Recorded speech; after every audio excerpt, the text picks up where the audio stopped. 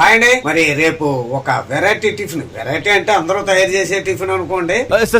ఏంటి సార్ అది? రేపు టిఫిన్ కోసం మరి రాత్రులు నానబెట్టాలంటే అది చాలా మంది ఇష్టంగా తినే టిఫిన్. ఏ హోటల్కి వెళ్ళినా సరే ఆర్డర్ ఇచ్చే టిఫిన్. ఇదిగా ఇడ్లీ అని చెప్తారు, ఆ తర్వాత ఆర్డర్ ఇచ్చే టిఫిన్ అది ఏంటి అనుకుంటున్నారా? పెసరట్టు అండి. మరి పొద్దున పెసరట్టు వేసుకోవాలంటే రాత్రికి మరి నేను మా ఆవిడ కాబట్టి ఒక గ్లాస్ పెసలో మరి గిన్నెలో వేసుకొని ఆ గ్లాస్ పెసలో కూడా ములిగిలాగా నీళ్ళు వేసుకోవాలండి. ఏమంటే పెసలన్నీ ములిగిలా నీళ్ళు వేసుకొని మూత పెట్టుకొని తెల్లవార్లు కూడా పెసలు నానితే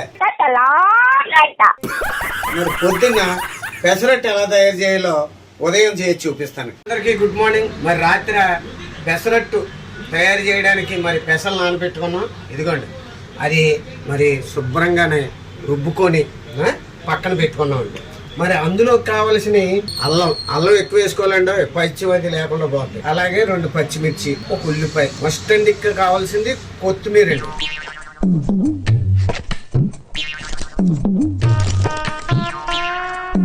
ఇదిగోండి, అందులోకి మరి ముఖ్యంగా కావాల్సింది జీలకర్ర అండి. పెసరట్టు అనగానే సరిపోదండి, ఉప్మా పెసరట్టు కూడా ఉండాలి.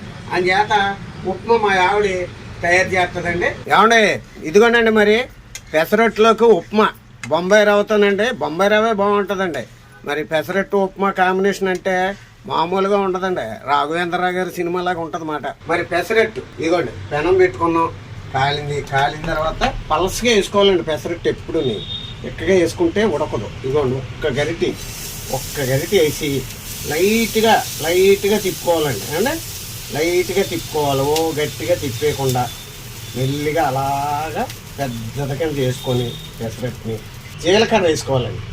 ఏమంటే అల్లం ముక్కలండి, కొద్దిగా ఉల్లిపాయ ముక్కలండి. ఏమంటే ఇదిగోండి కొత్తిమీర కూడా వేసుకొని కొద్దిగా నూనె చుట్టూరు ఇలా తిప్పుకోవాలండి.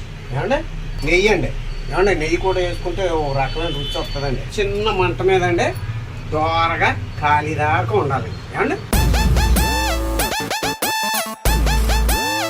ఏమంటే మరి పెసరట్టు ఉప్మా రెడీ అయిపోయింది. ఇదిగోండి పెసరట్టు ఉప్మా, మరి కొత్తిమీర టమాటా చట్నీ, అలాగే అల్లం చట్నీ. మరి మామూలుగా ఉండదండి. ఇంకా ఉప్మాలో కొంచెం పెట్టుకొని అల్లం చట్నీలో పెట్టుకొని అబ్బా అదిరిపోయిందండి. మరి అందరికీ కూడా భగవంతుడు ఇదే కాదు, వాళ్ళు ఏం తింటే అది పరిపూర్ణమైన సంపూర్ణమైన ఆరోగ్యాన్ని ఇచ్చి మరి ఇలాంటి ఫుడ్ ఇచ్చి అందరినీ చల్లగా చూడాలని కోరుకుంటూ మీ జబర్దస్త్ రేజింగ్ గారు.